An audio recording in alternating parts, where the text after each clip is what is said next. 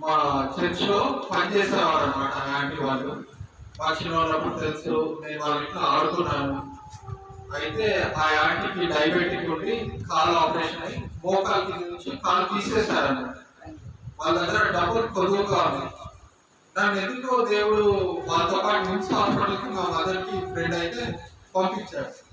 కాకపోతే అక్కడ చేయగలిగిన సాగర్ చేయగలిగిన వ్యక్తి నేను ఒకటి ఆ పని చేయడానికి.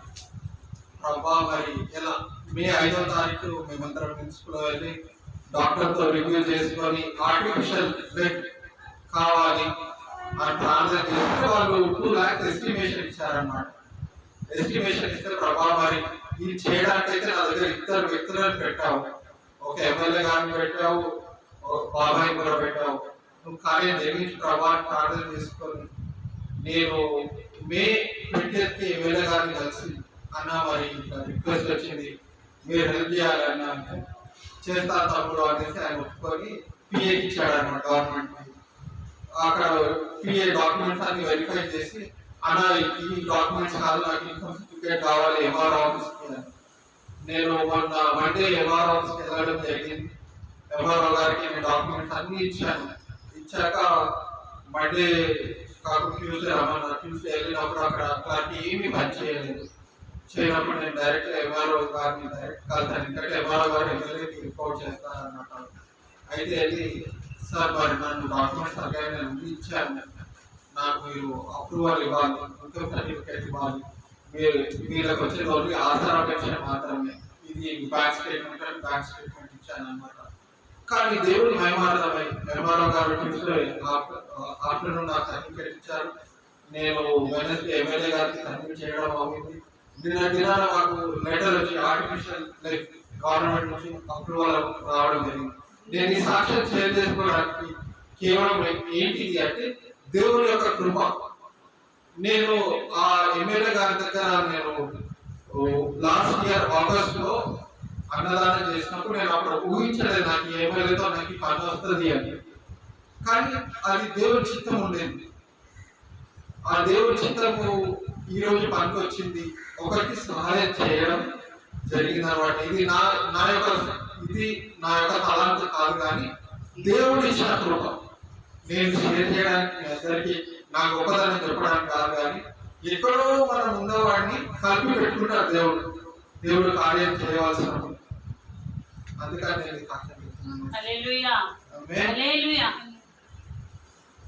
మరి వాటిని ఒక చిన్న ప్రార్థన చేస్తున్నాం. పరిశుద్ధమైన నాతో మాతో మాట్లాడమని అడుగుతున్నాం తండ్రి. నీ వాక్యాన్ని ధ్యానించుండగా ప్రభా మరి మీరే మాకు తోడుగా మాకు బోధించి మమ్మల్ని దర్శించి ప్రభా మమ్మల్ని నీ వైపు తిప్పుకొని మా హృదయాలలో ప్రతి ప్రశ్నకి జవాబు దయచేయమని. ఏ బిడ్డలకి అవసరత రకాలునే ఆ ప్రభా ఆ బిడ్డల యొక్క మనోవేదనలను ప్రభా నీ చేతికి అప్పగిస్తున్నాను. పునరుత్థాన దినంలో ప్రభా నీ చేత చేరి నేను అడిగినప్పుడు నువ్వు దర్శించి నువ్వు దీవించే దేవుడనైనా మాతో మాట్లాడమని నజరేయుడైన యేసు నామములో అడిగినాము తండ్రి. ఆమేన్. నేను ఎన్నుకున్న వాక్యం గురించి చెప్పేసింది, కానీ నేను హృదయాన్ని విషయంలో ఎన్నుకున్నాను అన్నమాట. సామెతలు 4:23-24 వచ్చి ఉంటాము. హృదయం విషయంలో ఏం రాస్తున్నాం? నీ హృదయంలో నుండి జీవధారలు బయలుదేరును. కాబట్టి అన్నిటికంటే ముఖ్యంగా నీ హృదయమును భద్రంగా కాపాడుకొనుము. మూర్ఖపు మాటలు నోటికి రానియకుము. పెదవుల నుండి కుటిలమైన మాటలు రానియకుము. చాలా ఇక్కడ చూసినట్లయితే మన హృదయము మోసకరమైంది అని చెప్తున్నాడు అనమాట. పెదవుల నుంచి మోసకరమైన మాటలు రానియకుండా అనమాట. సరే, ఇదే మాట పేతురు యేసుని ప్రశ్నిస్తాడు అనమాట. మత్తయి 15:15-20 ఒకసారి చదువుతున్నాం. యేసు ఏం చేస్తాడు ఒకసారి చూద్దాం. ఇవే మనిషిని అపవిత్రపరచును గాని చేతులు కడుక్కొనకపోదు. అందుకు పేతురు ఈ ఉపమాన భావము మాకు తెలుపుమని ఆయనను అడగగా ఆయన యేసయ్యా మీరును వీరును ఇంతవరకు అవివేకులై ఉన్నారా నోటిలోనికి పోయినదంతయు కడుపులో పడి బహిర్భూమిలో విడవబడును గాని నోటి నుండి బయటకు వచ్చినవి హృదయములో నుండి వచ్చును ఇవే మనుష్యుని అపవిత్రపరచునని మీరు గ్రహించరా దురాలోచనలు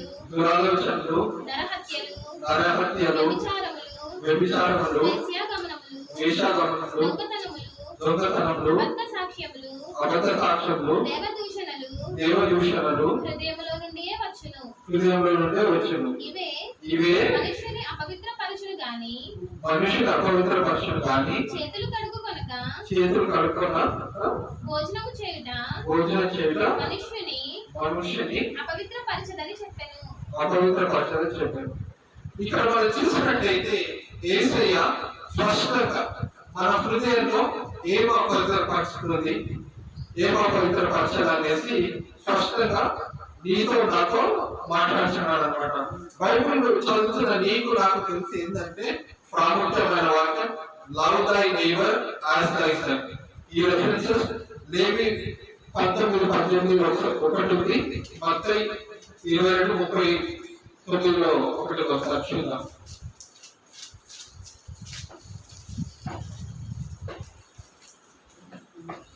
లేవికాండం 19:18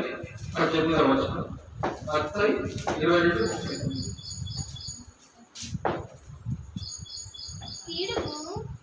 కీడుకు ప్రతి కీడు చేయకూడదు. 19:18 లేవికాండం.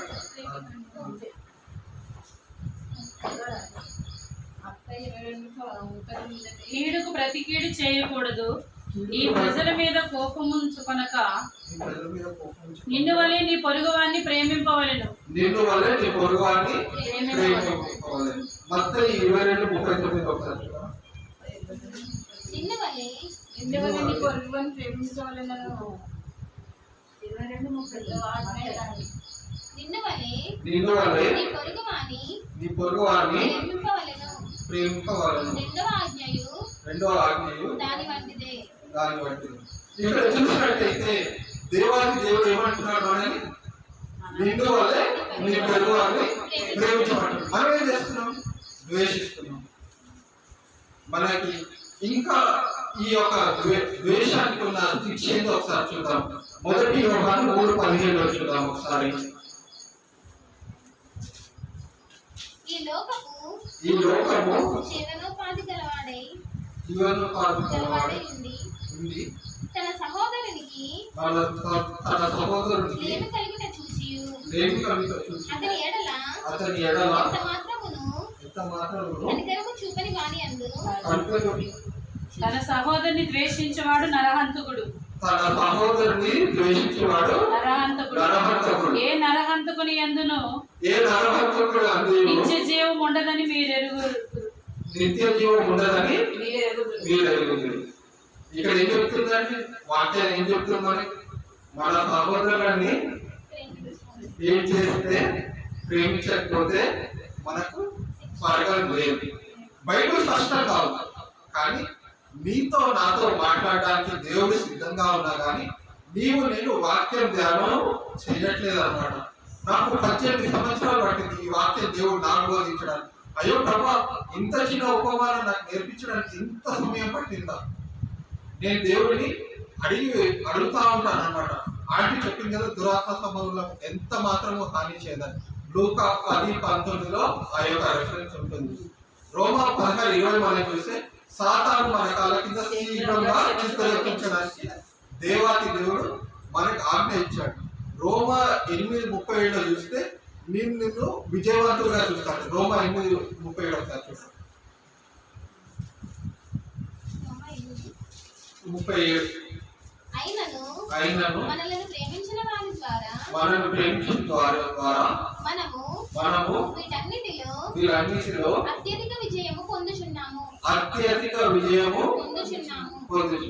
ఇప్పుడు దేవుడు మనము విజయం పొందడానికి మనకు వాక్యానుసారమైన బలం ఇచ్చారు. రోమా 16:20 చూస్తే సాతాను కాళ్ళ కింద సింహంగా తిప్పించారు. లూకా 10:19 చూస్తే దురాత్మ సమూల కార్యములన్నిటి మీద అధికారం ఇచ్చాడు. మనం ఎప్పుడైతే మన నోటి నుంచి దేవుని యొక్క వాక్యం బయలుపరుస్తామో దేవదూతలు యాక్టివేట్ అవుతాయి. ఎప్పుడైతే మనం సాతాను కార్యాలు చేస్తామో సాతాను యాక్టివేట్ అవుతారు. ఎట్లా చూద్దాం. 1 కొరింథీ 10:10 మనం ఏం చేస్తున్నామో చూద్దాం. ఇక్కడ వాక్యం చెప్తుంది, నీతో నాతో కూడా మాట్లాడుతున్న మాట, మీరు సనుగుకొనకుడి, వారిలో కొందరు సనిగి సంహారుని చేత నశించిరి. ఇప్పుడు మనం ఏం చేస్తున్నాం? మనము రెండు కాళ్ళకు అడవాంటాం కదా, రెండు నాలుకలతో వాక్యాన్ని మర్చిపోతున్నాం.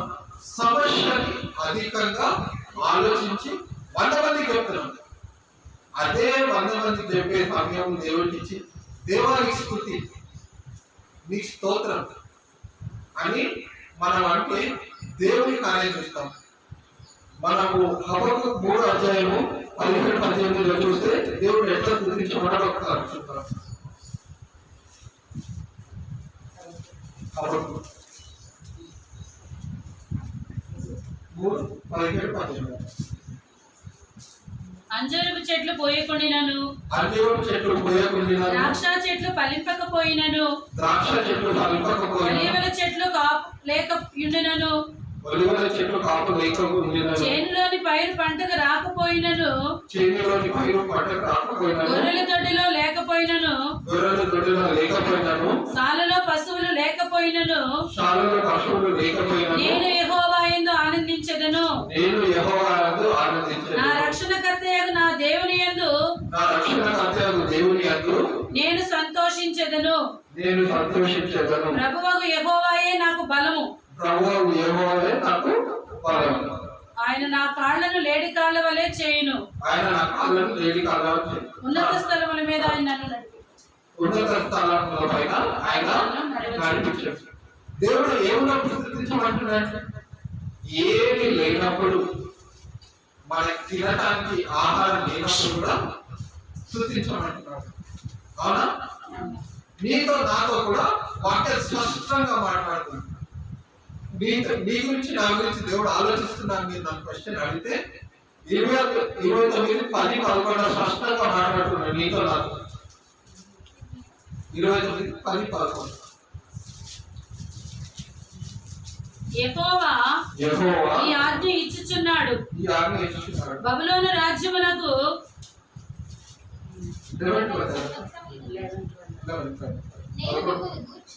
నేను మిమ్మల్ని గురించి ఉద్దేశించిన సంగతులను నేను ఎరుగుదును. రాబో కాలమందు మీకు నిరీక్షణ కలుగునట్లుగా సమాధానకరమైన ఉద్దేశములే కానీ హానికరమైనవి కాదు. ఇదే యెహోవా వాక్కు. మీరు నాకు మొదలుపెట్టుదురే గాని మీరు నాకు ప్రార్థన చేయొచ్చు.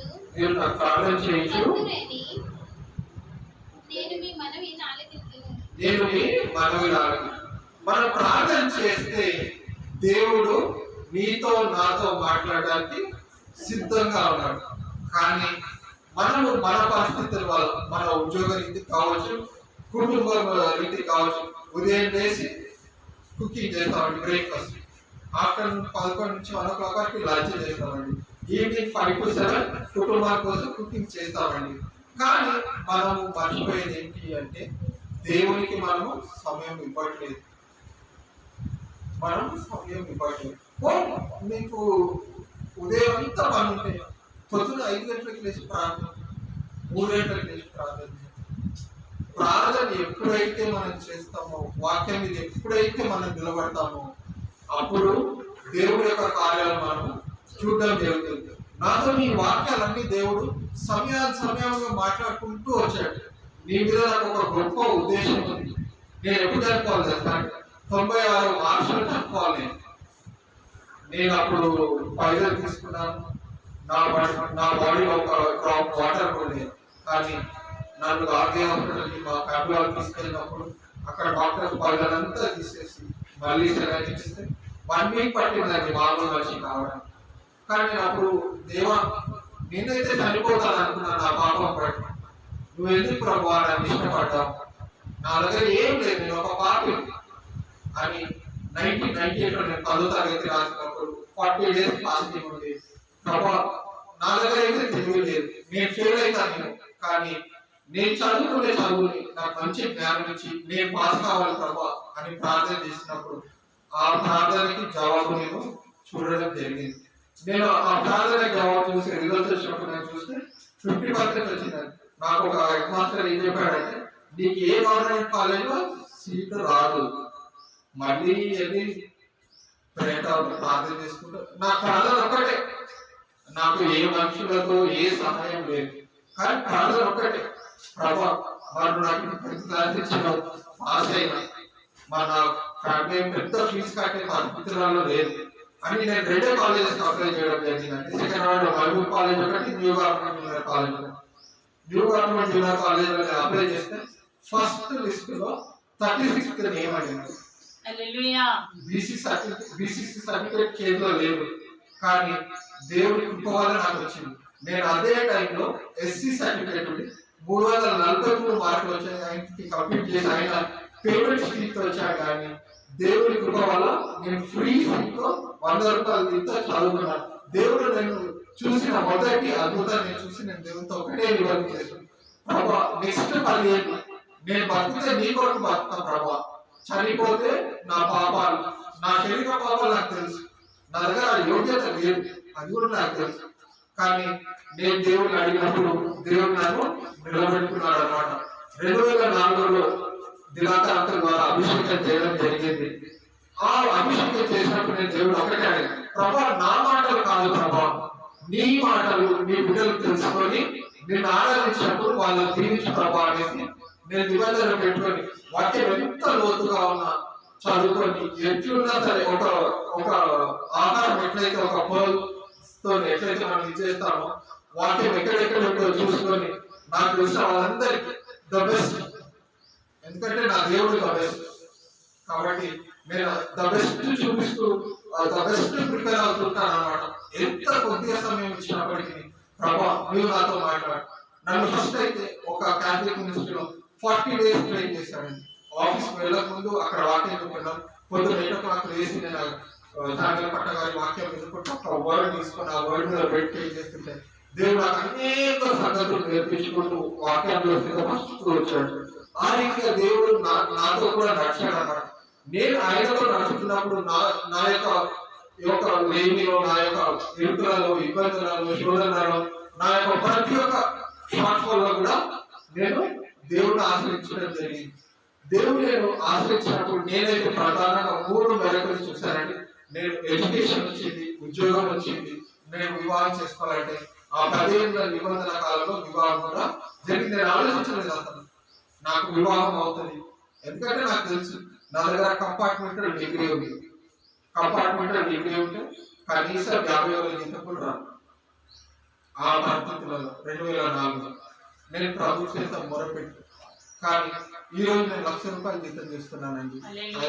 దేవుడి యొక్క కృప వల్ల నేను అనుకోలేదు నాకు ఏ ఉద్యోగం వస్తుంది అని, కానీ దేవుడు ఇచ్చిన కృప వల్ల నేను చూడగలుగుతున్నాను. నాకు ఏ డిపార్ట్మెంట్ లో వేయాలి, ఎట్లా ట్రైన్ చేయాలి, ఎట్లా ఈ వేస్ లో ఎస్కలేషన్స్ రాయాలి.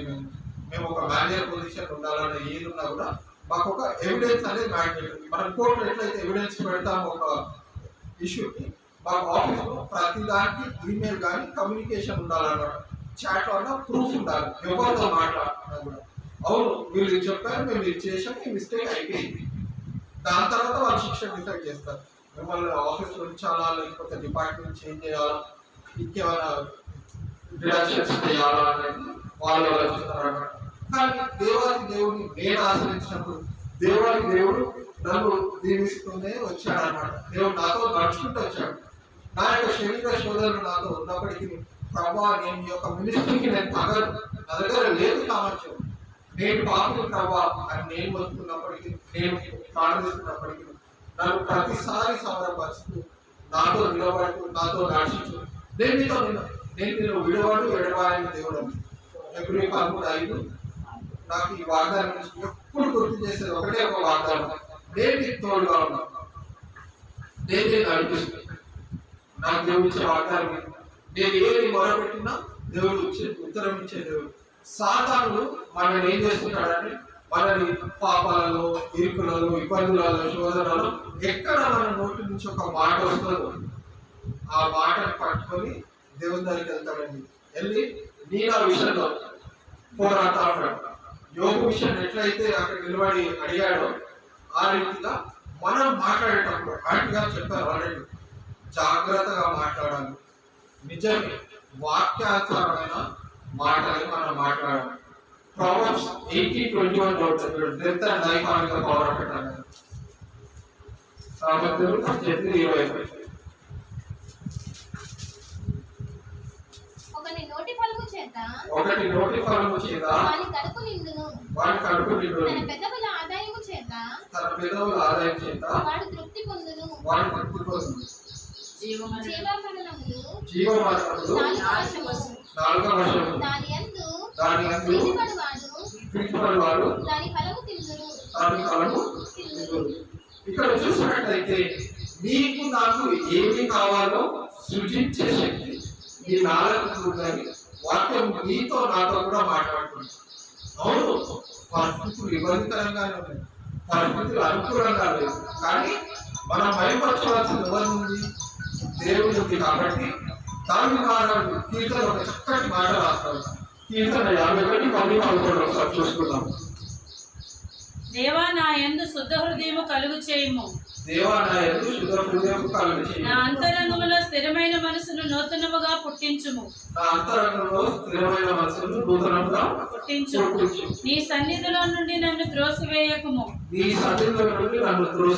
నీ పరిశుద్ధాత్మను నా యొద్ద నుండి తీసివేయకుము.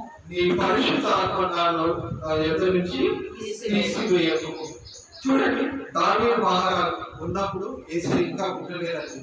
అయినప్పటికీ ఆయన రాసింది ఏంటంటే, నా హృదయంలో ఉండు ప్రభా, నీ యొక్క ఆత్మ నా నుంచి తొలగిపోలేకుండా నాకు సహాయం చేయి ప్రభా అనేసి దావీదు మహారాజు వేడుకున్నాడు అనమాట. ఈరోజు నీలో ఏదైతే కొలువుగా ఉందో, ఎక్కడైతే తక్కువ ఉందో, నీకేమైతే తెలుసో. ఎందుకంటే రోమా 19:9 ఒక మాట రాసింది ఏంటంటే, ఎప్పుడైతే మన నోటితో పాపం ఒప్పుకుంటామో క్షమించే దేవుడు అన్నమాట.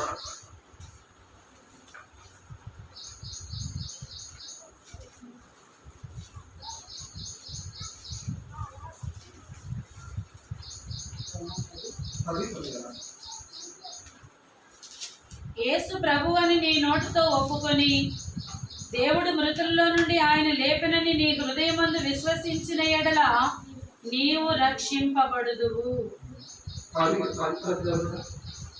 ఏలయనగా నీతి కలుగునట్లు మనుష్యుడు హృదయములో విశ్వసించును, రక్షణ కలుగునట్లు నోటితో ఒప్పుకొనును.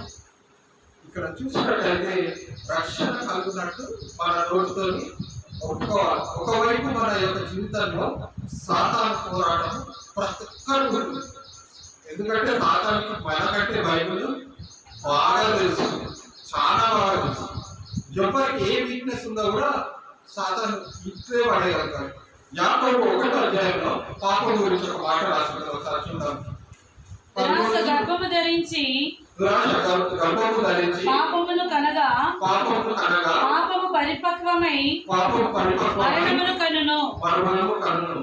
ఇక్కడ చూసినట్లయితే మనం ఎక్కడ వీకులు ఉన్నామో దేవునికి ఎంత తెలుసో సాతానికి అంతే తెలుసు. మనము వెలుగు సంబంధంలో అయితే వాక్యాన్ని ధ్యానించుకుంటా వాక్యంతో మనము సాతానుని పోరాడగలుగుతాం.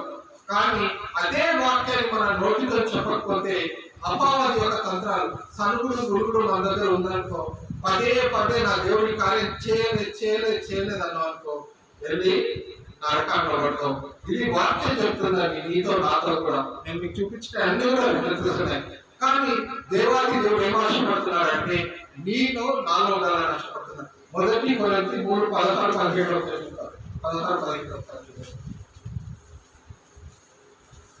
మీరు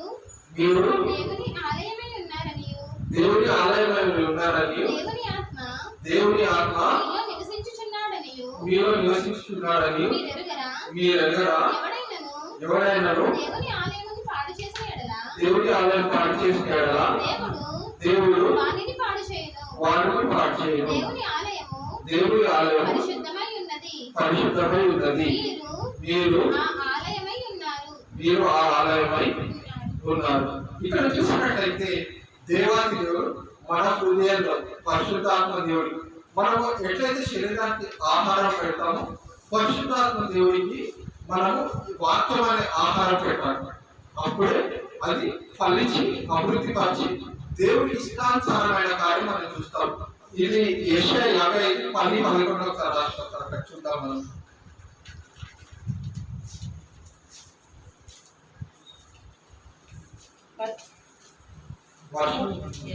వర్షమును హిమమును వర్షము ఆకాశము నుండి వచ్చి ఆకాశం నుండి అక్కడికి ఎలాగు మరలక భూమిని తడిపి విత్తువానికి విత్తనమును భుజించడానికి ఆహారమును కలుగుటకై అది చిగిర్చి వర్ధిల్లును చేయును. అలాగే నా నోటి నుండి వచ్చు వచనమును ఉండును. ఇక్కడ చూసినట్లయితే వాక్యానికి ఉన్న ప్రాధాన్యత స్పష్టంగా మాట్లాడుతుంది అనమాట. ఎట్లయితే వర్షం వస్తే చెట్లు భూమి నుంచి పూయకుండా ఉండవో, ఎప్పుడైతే వాక్యాన్ని నీవు నేను ధ్యానిస్తామో మనకి తెలియకుండానే మనలో ఉన్న వీక్నెసెస్ ని దేవుడు ఒకటి తర్వాత ఒకటి కలిపి వేసుకుంటాడు అనమాట. నిన్ను నన్ను సృష్టించిన దేవుడికి నీవు నేను ఎక్కడా బలహీనంగా ఉన్నా తెలియదా? తప్పకుండా తెలుసు. కానీ దేవాది దేవుడు ఏమంటున్నాడంటే ఈ వాక్యాన్ని చదవమంటున్నాడు, ఈ వాక్యాన్ని ధ్యానించి స్తుతించమంటున్నాడు. ఈ వాక్యాన్ని మనం ఎప్పుడైతే స్తుతిస్తామో దేవాది దేవుడు నీలో నాలో కూడా కార్యాలు చేయాలని, అద్భుత కార్యాలు, ఆశ్చర్య కార్యాలు చేయాలని ఆశపడుతున్నాడు అనమాట. ఎప్పుడైతే నీవు నేను ఆయనను మొరపెడతామో ఆయన మనం దీవించే దేవుడు. మనందరికీ కరోనా వచ్చింది కదండి, అందరికి కరోనా వచ్చింది కదా. కరోనా ఎక్కడి నుంచి వచ్చింది అని వాక్యం ఎక్కడ చూసారా? అప్పుడు 2వ అధ్యాయం చూద్దాం మనం. ఇక్కడ కరోనా గురించి ఏం రాస్తుంది? 8 నుంచి 10, 8 నుంచి 10 10 నుంచి 11 2వ అధ్యాయం. బహు జనముల ఆస్తిని నీవు కొల్లబెట్టి 10-11 నీవు చాలా మంది జనములను నాశనము చేయించు, నీ మీద నీవే నేరస్థాపన చేసి ఉన్నావు. నీ దురాలోచన వలన నీ ఇంటి వారికి అవమానము తెచ్చి ఉన్నావు. గోడలలోని రాళ్లు మొరపెట్టుచున్నవి, దూలములో వాటికి ప్రత్యుత్తరం ఇచ్చుచున్నవి.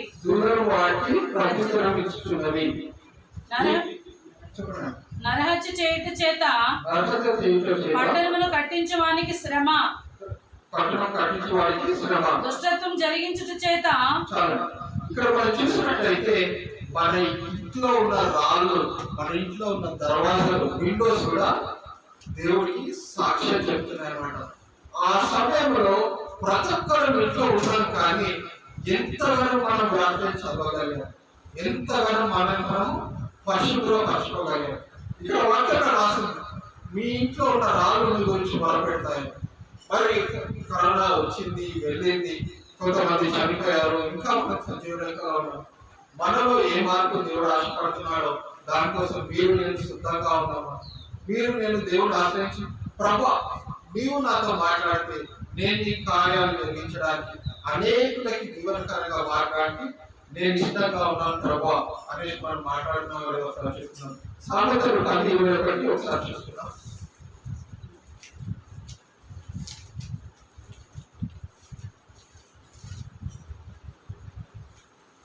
నీతిమంతుని పెదవులు అనేకులకు ఉపదేశించును, నీతిమంతుని పెదవులు అనేకులకు ఉపదేశించును. బుద్ధి లేకపోవట చేత మూఢులు చనిపోవుదురు. నీతిమంతులు యొక్క పెదవులు అనేకులకు ఉపదేశించును. ఇక్కడ చూసినట్లయితే మన యొక్క పెదవులు నీతిగా తయారు చేయబడ్డాయి, కానీ అవి అపవిత్రంగా నీవు చేస్తున్నవాడు వాక్యం చెప్తుంది. కాబట్టి దేవుడు నీతో నాతో కూడా మాట్లాడాలి, నడవాలి, నిన్ను నన్ను మనకిచ్చిన జీవిత యాత్రలో విజయవంతంగా నిలబెట్టాలని ఆశపడుతున్నాడు అన్నమాట. మరి ఇదే మాట మత్తయి 5:8లో ఒక చూస్తున్నాం, బియాటిట్యూడ్స్ అంటారు. ఇది మనకి చాలా సుఖమైన వాక్యం. హృదయ శుద్ధి గలవారు అదే హృదయ శుద్ధి గలవారు ధన్యులు, వారు దేవుని చూచెదరు. హృదయ శుద్ధి గలవారు ధన్యులు, ధన్యులు, వారు దేవుని చూచెదరు. దేవుని చూసేవారు. అయితే ఇక్కడ హృదయానికి మనం ఉన్న ఇంపార్టెన్స్ చూసాం. ఈరోజు నీవు నేను మనం దేవుని ఒకటే మొదలు పెట్టుకోవాలి. అయ్యా, నా హృదయంలో ఏదైనా తెలిసిన పాపం ఉన్నా తెలియని పాపం ఉన్నా నన్ను కడుగు ప్రభువా, నీ రక్తంతో నన్ను అడిగితే తప్పకుండా కడిగి నిన్ను నన్ను సజీవంగా పెట్టుకొని అనేకులకి జీవనకరంగా మార్చే దేవుడు నీతో నాతో కూడా ఉన్నాడు అనమాట. నేను ఈ వాక్యం ఇక్కడికి వచ్చినాక సిద్ధపడ్డానండి. ఇక్కడికి వచ్చి నిలబడుతుంటే పరిశుద్ధాత్మ దేవుడు నాకు వాక్యం అక్కడ ఉంది ఇక్కడ ఉందని రెఫరెన్సెస్ ఇస్తానే ఉంది. దేవుడు మీతో మాట్లాడాలని ఆశపడ్డాడు, కానీ నిలబెట్టుకున్న నన్నైనా ఆయన ఆత్మ ద్వారా మీకున్న ప్రశ్నలకు జవాబు ఇవ్వాలని ఆశపడుతున్నాడు అనమాట. హృదయం అన్నిటికంటే మోసకరమైందని దేవుడికి తెలుసు, మన వాక్యాల్లో చూసాం. కానీ అదే హృదయంలో దేవుడు చిగురించాలని ఆశపడుతున్నాడు. ఎప్పుడైతే ఆయన వాక్యం మన హృదయంలో ఉంటుందో, ఫలిస్తుందో, మనల్ని అనేకులకి దీవెనకరంగా మార్చే దేవుడు. మనకి ఏది కావాలంటే కొన్నిసార్లు డబ్బు కావచ్చు, కొన్నిసార్లు ఆరోగ్యం కావచ్చు, కొన్నిసార్లు కుటుంబం కావచ్చు, కొన్నిసార్లు మన యొక్క అన్నదమ్ములు, మన యొక్క పరిస్థితులు కావచ్చు. కానీ నీకు దేవుడు దీవెన ఇవ్వాలి అంటే వాక్యానుసారమైన ఫలము నీకు ఆత్మలో మీరు పొందుకోవాలి. ఎందుకంటే మత్తయి 18-21 మాట రాసి చూద్దాం ఒకసారి. నాకు ఇది చాలా ఇష్టం, ఎందుకంటే ఇది ఒక కుటుంబానికి సంబంధించిన ఈ దాన్ని నాకు దేవుడు చెప్పాడు. 18-20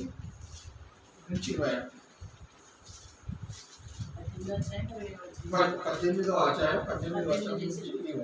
భూమి మీద మీరు వేటిని బంధింతురో అవి పరలోకమందును బంధింపబడును. భూమి మీద మీరు వేటిని విప్పుదురో అవి పరలోకమందును విప్పబడును. మీతో నిశ్చయముగా చెప్పుచున్నాను. మరియు మీలో ఇద్దరు తాము వేడుకొను దేనిని గూర్చి అయినను భూమి మీద ఏకీభవించిన ఎడల అది పరలోకమందున్న నా తండ్రి వలన వారికి దొరుకునని మీతో చెప్పుచున్నాను. ఏలయనగా ఇద్దరు ముగ్గురు నా నామమున ఎక్కడ కూడి ఉందురో అక్కడ నేను వారి మధ్యలో ఉందునని చెప్పెను. ఇక్కడ చూసినట్టయితే ఒక కుటుంబంలో భార్య భర్తలు ఇద్దరు, మూడోది పరిశుద్ధాత్మ దేవుడు వాళ్ళతో ఉంటాడండి. ఇక కుమారులు కుమార్తెలు దేవుడు దీవిస్తే వాళ్ళు కూడా ఉంటారు. కానీ మనము ఫ్యామిలీస్ లో మనం కోల్పోయింది ఏంటంటే కుటుంబ ప్రార్థన.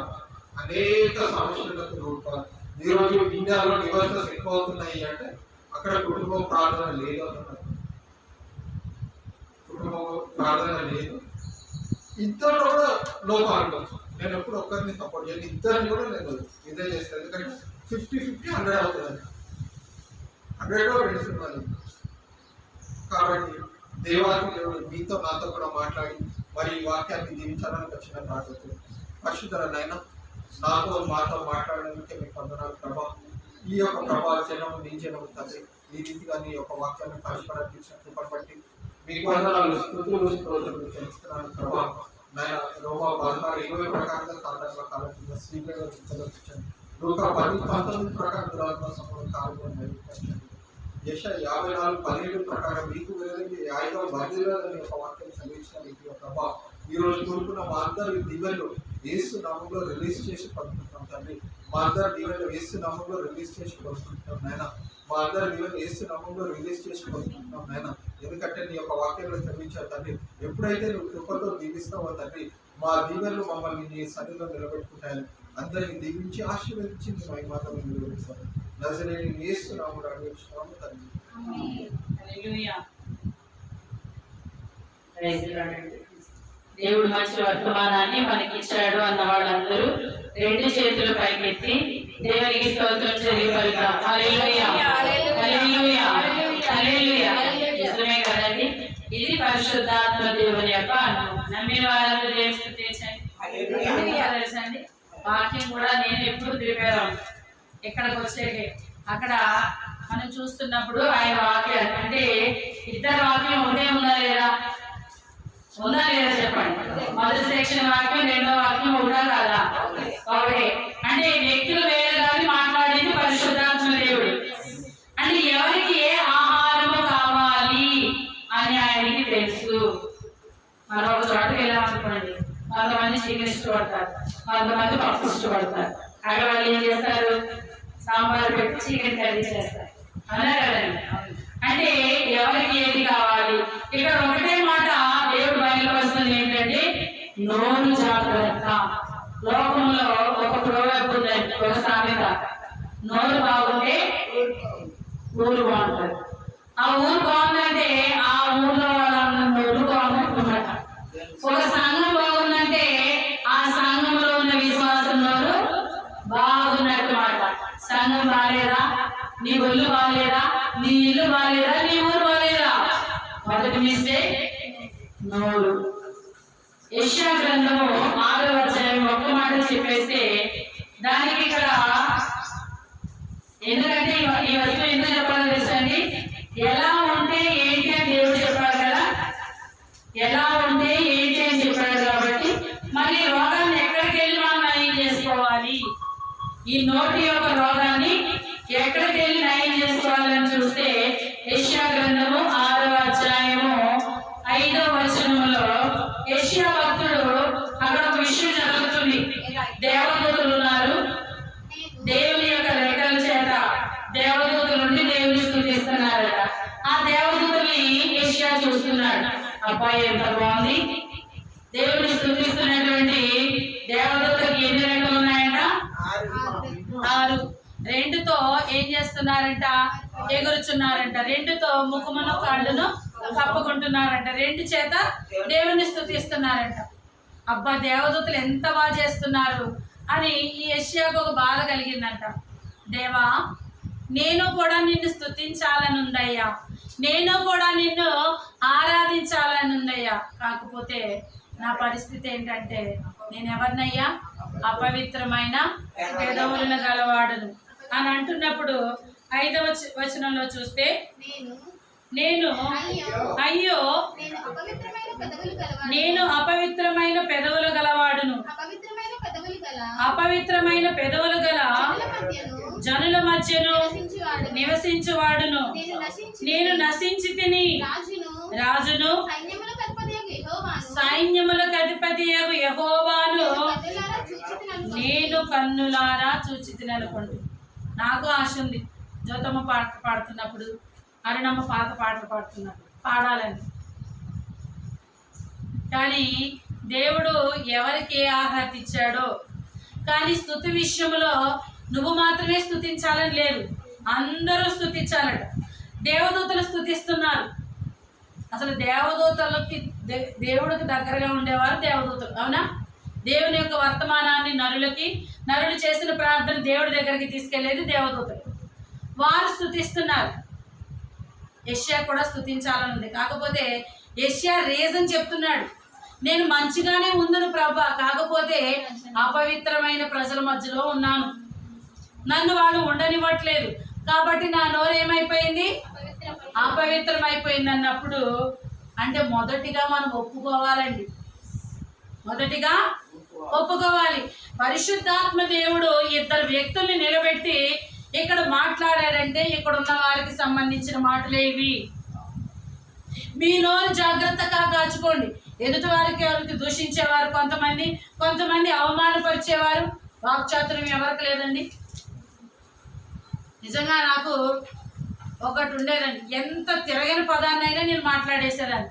మా పెద్దన్నయ్య ఉంటాడు, 7th క్లాస్లో ఒకటి ఉండేది, ఈర్ష్యాలువు, జుగుప్సవంతుడు, నిస్సందోహుతుడు, ఇలాంటి మాటలు అనేవాడు. ఇప్పటికీ కూడా ఆస్ట్రేలియా అనమాట, ఆస్ట్రేలియా అంటాడు. మేము కావాలని మా అన్నయ్య దగ్గరికి వెళ్ళి ఆ 7th క్లాస్ లెసన్ నీకు వచ్చా అన్నయ్య అని అనేవాడు. ఏంటి అని అంటే 6 పదాలు ఉండేవి. ఈర్ష్యాలు అంటే ఏదో అనేవాడు, జుగుప్సవంతుడు అంటే ఏదో అనేవాడు. ఇవన్నీ వదిలే ఆస్ట్రేలియా ఒకటి చెప్పు, మేము కావాలని మాకు ఆస్ట్రేలియా అంటే చాలా ఇష్టం అనేవాడు. అంటే కొంతమందికి రాకపోవచ్చు, కొంతకు రావచ్చు, కానీ ఎంత కష్టమైన పదాన్నైనా ఉచ్చరించగలిగేటువంటి జ్ఞానము దేవుడు నా నాలుకకి ఇచ్చాడు. ఈ నాలుక ఇంత జ్ఞానముతో ఉంటే ఈ జ్ఞానాన్ని ఉపయోగించి ఎవరికి, నేను ఒక 3 సంవత్సరాలకు ముందే సంపూర్ణ సేవలోకి వచ్చాను. అంతకు ముందు 13 సంవత్సరాలు నేను మల్టీమీడియా ఫ్యాకల్టీ కింద చాలా మందికి తర్ఫీదు ఇచ్చాను. ఈ 4 చేతే ఎన్ని డౌట్స్ అయినా చెప్పేదాన్ని. డౌట్ ఉన్న వాళ్ళు నాకు కావాలి, ఎందుకంటే పర్ఫెక్ట్ అవుతాను. కానీ దేవుడికి తెలుసు ఈ 4 దేని కోసం ఉపయోగపడాలి, దేవుని కోసం ఉపయోగపడాలని నిలబెట్టుకున్నాడు. ఆయన చెప్పిస్తున్నాడు. కానీ ఏ జనాల మధ్యలో మనం ఉంటున్నాం, అపవిత్రమైన పెదవులు కలిగిన వారి మధ్యలో. కొంతమంది అంటారు నా నోరు కాసుకోలేదు కాబట్టి నేను అక్కడికి వెళ్ళను. నువ్వు అక్కడికి వెళ్ళాలి, వెళ్ళే నీ నోరు కాసుకోవాలి. నేను ఒక్కదాన్ని గదిలోకి వెళ్ళిపోయి డోర్ వేసేసుకుని నేను నీతి మంత్రాలంటే సరిపోద్దా? ఆ నీతి మంత్రుల మధ్యలో ఉంటేనే నీ నీతి వెల్లడపరచబడతాది. యేసయ్య నీతి మంత్రుడే, ఈ లోకానికి రాకుండా నీ నీతి మంత్రుడు అనలేదు, వచ్చి ఈ పాపాత్ములైన మన మధ్యలో ఉండి ఆయన నీతిని చూపించాడు. ఎప్పుడైతే ఒప్పుకున్నాడో యెషయా, అయ్యా నేను ఉండగలగాలని నాకు ఆశ ఉందయ్యా, ఈ జనుల మధ్యలో నివసిస్తూ ఈ జనుల మాటలు నాకు వచ్చేస్తున్నాయి అన్నప్పుడు దేవుని యొక్క సహాయం కోరితే బలిపీఠము దగ్గర నుంచి కారు నిప్పును తీసుకొచ్చి దేవదూతలు యెషయా ఈ దినమందు దేవుడు 2 దూతలను ఉపయోగించుకొని కొన్ని మాటలు మీ మధ్యకి తీసుకొచ్చాడు.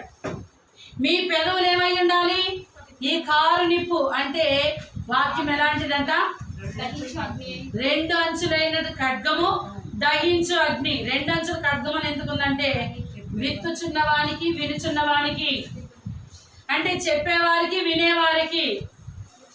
ఇది ప్రాణాత్మకేళ్లను మూలుగులను విభాగించినంత మట్టుకు దూరుచు హృదయం యొక్క ఆలోచన దగ్గరికి వెళ్ళిపోతుందట. కొంతమంది మాట్లాడితే నువ్వు మాట్లాడిన మాట నా హృదయాన్ని తాకేసింది, నా హృదయాన్ని గుచ్చేసింది అంటాం. మరి యేసయ్య మాట్లాడితే ఎక్కడికి వెళ్ళిపోతుందంట, మూలుగులుగా విభాగించుకుంటే ఎక్కడికి వెళ్తుందంట, హృదయం దగ్గరికి వెళ్తుందట. ఇక్కడ ఇంటర్నల్ ఒకటి విన్నాం, అంటే బహిర్గతము అంటే కనిపించేది కనిపించింది హృదయం. ఈ హృదయములో ఒక ఆలోచన పుట్టి కనిపించిన నోటి నుంచి బయటకు వస్తుందట. అందుకే హృదయం అన్నిటికంటే మోసకరమైనది, అది ఘోరమైన వ్యాధి కలగది. కాబట్టి ఈ దినమందు మందు ఎక్కడ పడాలండి, నోటికి కాదు హృదయంలో పడాలి. మందు ఎక్కడ పడాలి, హృదయంలో పడితే హృదయం నిండిన దాన్ని బట్టి నోరు మాట్లాడతాడు. ఫుల్గా తిన్నవాడి దగ్గరికి వెళ్ళి ఒక బిర్యానీ తీసుకెళ్తే నాకు వద్దంటాడు. ఎందుకని, నిండిపోయింది కడుపు నిండిపోయింది. ఆకలితో ఉన్నవాడికి అది పచ్చడన్నమైనా సంతోషకరంగానే అనిపిస్తుంది. కడుపు నిండినోడు బిర్యానీ తీసుకెళ్ళిన వాడికి అబ్బే అసలు అక్కడ కూడా వారికి రాదు. కాబట్టి యేసయ్య ఈ దినమందు మీకు చెప్తుంది ఏంటంటే, మీ హృదయము నాకు ఇవ్వండి, నేను దాన్ని దేంతో నింపుతాను, మేలులతో, నా వాక్యం అనే మేలులతో నింపుతాను. మీరు ఇంతవరకు దేవా నా నోరు కాచుకుంటాను, అయ్యా నా నోరు కాచుకుంటానని నోరుతో అంటున్నారేమో. ఈ మార్పు, ఈ మెడిసిన్ ఎక్కడ పడాలి, ఎక్కడ రోగం. అందుకే చూడండి, ఏదన్నా రోగం వస్తే డాక్టర్ 5 రోజులు మందులు ఇస్తాడు, తగ్గకపోతే రమ్మంటాడు, వెళ్తాం. తగ్గకపోతే ఎక్కడ పడాలో మందు ఆయనకి తెలిసి టెస్టులు ఇస్తాడు. టెస్టులు చేసిన తర్వాత రోగం ఎక్కడుందో తెలుస్తుంది, కరెక్ట్గా అక్కడే మందు ఇస్తాడు. కాబట్టి ఇంతవరకు మీ నోరుకు మందు వేస్తున్నారేమో కాదు, హృదయం యొక్క చెడు ఆలోచనకు మందేయండి. అదే ఈ పరిశుద్ధ గ్రంథంలో చెప్పబడినటువంటి దేవుని మాట. దేవునికి స్తోత్రం. కాబట్టి చెప్పబడినటువంటి వాక్యము నిమిత్తము మన మధ్యలో ఉన్నటువంటి జ్యోతమ్మ ప్రార్థన చేస్తారు. దేవునికి స్తోత్రం కలుగును గాక. హల్లెలూయా, హల్లెలూయా. స్తోత్రం శాంతి పరిశుద్ధాత్మ దేవుడా, స్తోత్ర మహోన్నతమైన తండ్రి, మహాగణ పరిశుద్ధ